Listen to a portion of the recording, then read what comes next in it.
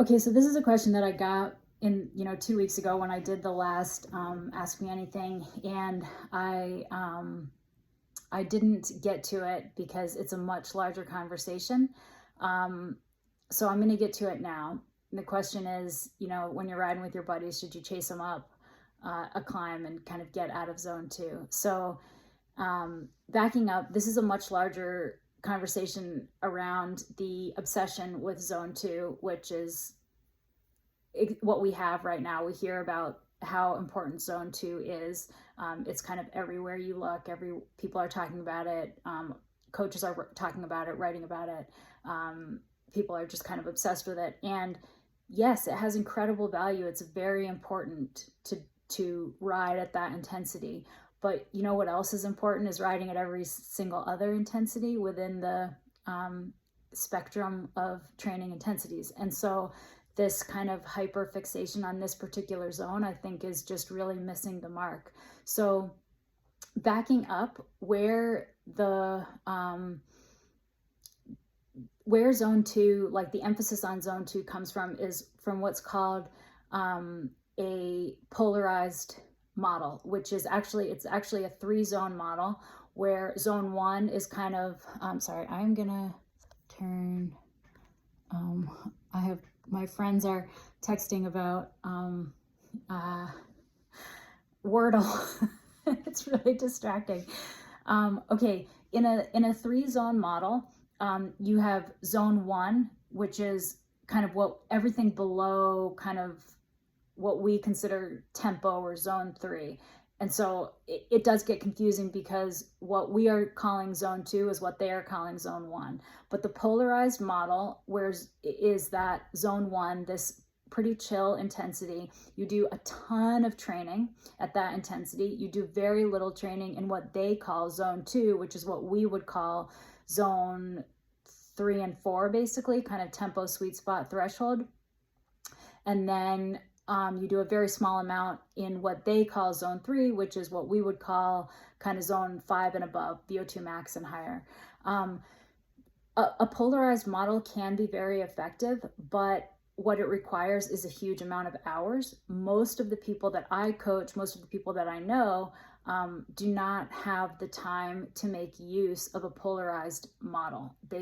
It simply requires more hours than we have. And so because so much of that riding is at a low intensity, you have to do a ton of it. So what we are kind of always up against is the interplay between training stimulus and fatigue. With zone two, with pretty easy riding, you can do a huge amount of it and not accumulate this central nervous system fatigue, this kind of deeper systemic fatigue that we want to avoid. However, you get a lot of the same benefits from riding at intensities like tempo, sweet spot, and threshold. You get a lot of the same training adaptation as you do with a large volume of zone two, but you are going to incur more of that central nervous system fatigue. So I did make some notes. So some of the benefits that you get riding at zone two are increased mitochondrial density, muscle capillarization, plasma volume, oxygen utilization, glycogen or glucose storing, fat utilization, and MCT1 expression, which is a MCT1 are monocarboxylate transporters. It's a certain type of lactate clearing transporter. So you get all those benefits from riding in zone two. You also get all those benefits from riding in zone 3 and 4. What you also get is more central nervous system fatigue. And so, like I said, you're always kind of fighting this push-pull with stimulus and fatigue. Now, because you have to do such a high volume of zone 2 to get the same adaptation as you do at zone 3, 4, that's where all this kind of lower volume training, that's how it became popular, because you can work at intensities like tempo, sweet spot, and threshold and get really similar adaptation as you can with much larger volume plans without putting in that kind of time. But it's also, you know, and because you get these similar adaptations, my point is like, you have to remember that you, um, these training intensities they're fluid, they're overlapping. You don't turn off adaptation when you go from one zone to another. The body doesn't know what a training zone is. And I think one thing that gets missed in all of that is this, like, we want to think of these training zones as like hard and fast levels, and that's just not what they are. And in fact, the training zones were originally kind of designed or utilized to be descriptive terms. So you look at a ride and you say, okay, this rider spent a lot of time in this particular training zone today, and got this kind of adaptation. They were never meant to be prescriptive, and that's how we really use them now. And I think it's that prescriptive usage that kind of got people to understand them, to misunderstand them in this very rigid sense, where there is no capacity for overlap or fluidity, which is really how they exist.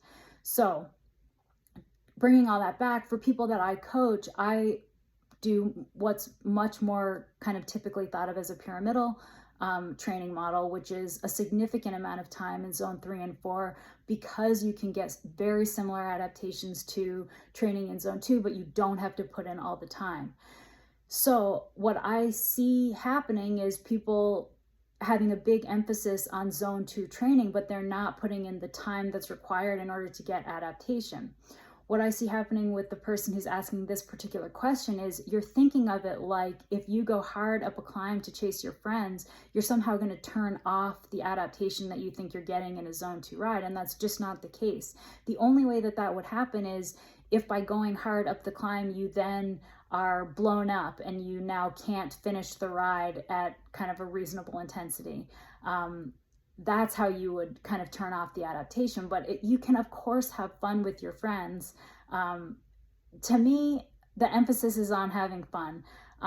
Yeah, you don't want to blow yourself up and not be able to complete subsequent training. But apart from that, I would absolutely say yes. There may be coaches who have a different opinion here. I think you should have fun and mix it up with your friends. You're not going to turn off any adaptation by doing that. And I think, you know, depending on the time that you have available, how long this particular ride is, I'd probably encourage you to do that anyway. So that's my particular stance on zone 2. And it is a longer conversation. You know, this is really just kind of the highlights, but I will say it's something that gets under my skin, just like anything else when people become obsessed with one particular aspect of training to the exclusion of every other aspect, because this is a complete thing that we're doing. It's not, you can't do it with just one stimulus or one training zone.